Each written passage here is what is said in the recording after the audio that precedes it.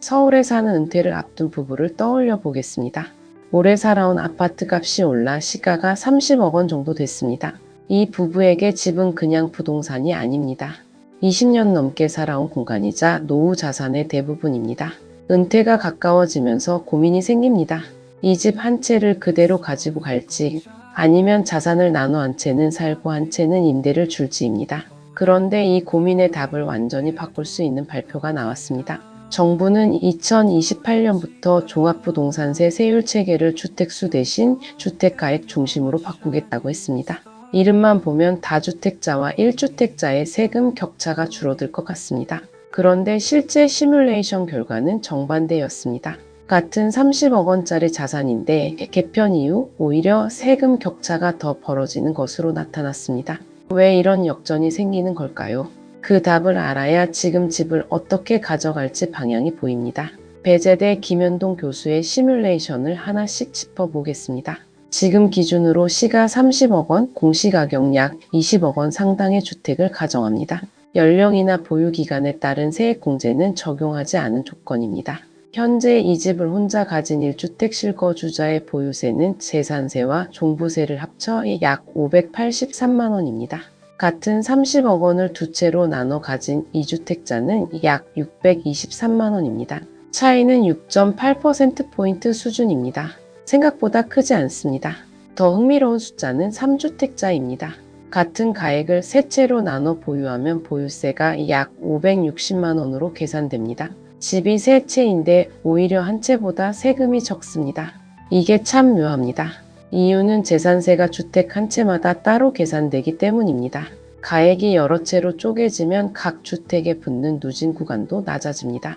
그래서 지금까지는 집을 여러 채로 나눠도 총액 기준으로는 세금이 크게 불리하지 않았습니다. 바로 이 지점이 문제로 지적돼 왔습니다. 고가주택 한 채를 가진 사람이 값싼 집을 여러 채 가진 사람보다 세금을 더 내는 구조가 맞느냐는 것입니다. 여기서 헷갈린 분들 많습니다. 집이 많으면 세금도 당연히 많을 거라 생각하지만 실제 계산은 그렇지 않았습니다. 이런 지적 때문에 정부가 2028년부터 세율 체계 자체를 바꾸기로 한 것입니다. 핵심은 두 가지입니다. 실거주 1주택자의 기본 공제 금액을 현행 12억 원에서 14억 원으로 올립니다. 동시에 3주택자와 조정 대상 지역 주택 보유자에게는 공정시장 가액 비율을 80%까지 높입니다. 기본 공제는 세금을 매기기 전에 빼주는 금액이고 공정시장 가액 비율은 공시가격 가운데 실제 과세 표준으로 잡는 비율입니다. 말은 어렵지만 결과는 단순합니다. 1주택자는 공제가 늘어 부담이 줄고 다주택자는 과세 표준으로 잡히는 비율이 올라가 부담이 커지는 구조입니다. 여기까지만 보면 세율 개편의 방향이 명확해 보입니다. 주택수 중심에서 주택가액 중심으로 넘어가는 것이 맞다는 인상을 줍니다. 그런데 두 장치가 동시에 움직이면서 예상하지 못한 결과가 생깁니다. 세율표 하나만 보고는 실제 세금이 어떻게 바뀔지 알 수 없다는 뜻입니다. 지금까지의 핵심을 한 문장으로 정리하면 이렇습니다. 같은 가액이라도 재산세 누진 구조와 공제 방식에 따라 실제 세금은 크게 달라집니다. 그리고 2028년 개편에서 이 두 장치가 동시에 움직이는 순간 숫자는 우리가 예상한 방향과 다르게 흘러갑니다. 여기서부터가 이번 발표의 진짜 핵심입니다. 2028년 개편 이유를 그대로 대입해 보겠습니다. 시가 30억 원 상당의 실거주 1주택자는 기본 공제가 14억 원으로 늘면서 보유세가 약 556만 원으로 줄어듭니다. 지금의 583만 원보다 27만 원 낮아지는 셈입니다. 여기까지는 예상한 그대로입니다. 문제는 다주택자입니다.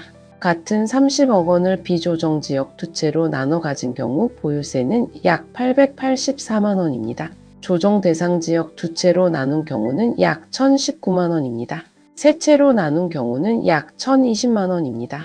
1주택자의 부담을 100이라고 놓으면 비조정 지역 2주택자는 약 158.9, 조정 지역 2주택자는 약 183.3, 3주택자는 약 184.7 수준까지 올라갑니다. 지금 기준으로는 1주택자와 2주택자의 격차가 6.8%포인트에 불과했습니다.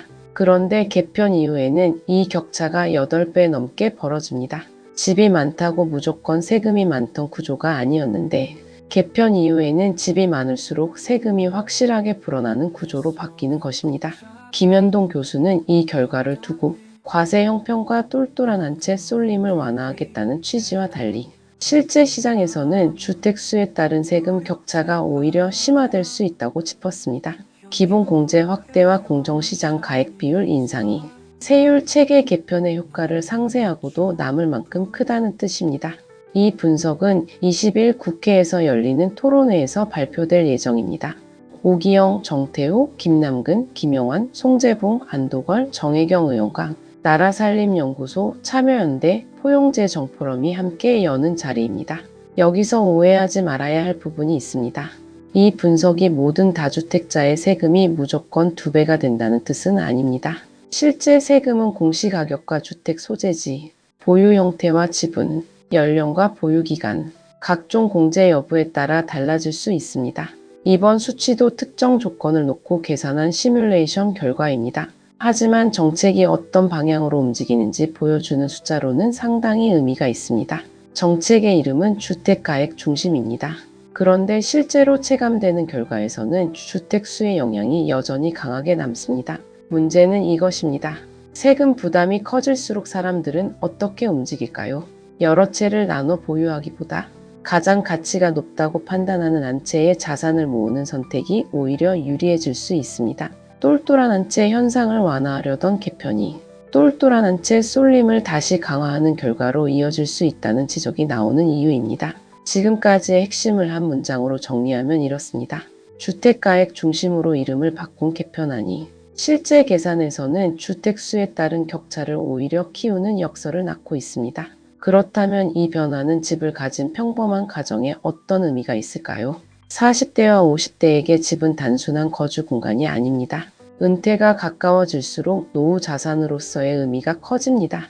팔아서 생활비를 마련할 수도 있고 작은 집으로 옮긴 뒤 남는 돈을 금융자산으로 바꿀 수도 있습니다. 자산을 나눠 임대 수익을 만드는 방법을 고민하는 분들도 많습니다. 그런데 이번 시뮬레이션은 그 선택의 셈법이 2028년부터 달라질 수 있다는 것을 보여줍니다. 지금은 자산을 나눠도 세금 차이가 크지 않았지만 앞으로는 나누는 순간 부담이 눈에 띄게 커질 수 있습니다. 은퇴 이후에는 월급이라는 고정 현금 흐름이 사라집니다.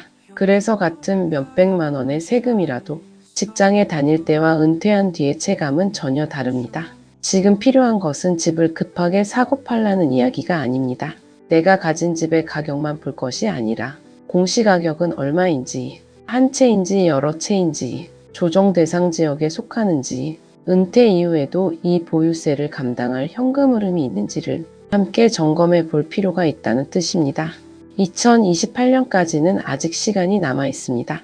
국회 논의 과정에서 세부 내용이 달라질 가능성도 있습니다. 그래서 이번 소식은 확정된 결론이 아니라 지금부터 눈여겨봐야 할 방향으로 받아들이는 것이 맞습니다. 여러분이라면 은퇴를 앞두고 30억 원짜리 집 한 채를 지키는 선택과 비슷한 금액을 여러 채로 나눠 임대 수익을 만드는 선택 가운데 어느 쪽을 더 고민하시겠습니까? 다음 영상에서는 한 걸음 더 들어가 부부 공동명의와 단독명의가 2028년 개편 이후 실제 세금에서 어떤 차이를 만드는지 구체적인 금액으로 비교해 보겠습니다. 구독과 좋아요는 한 번 더 생각해 보게 만드는 힘이 됩니다. 오늘도 행복한 하루 되세요. 감사합니다.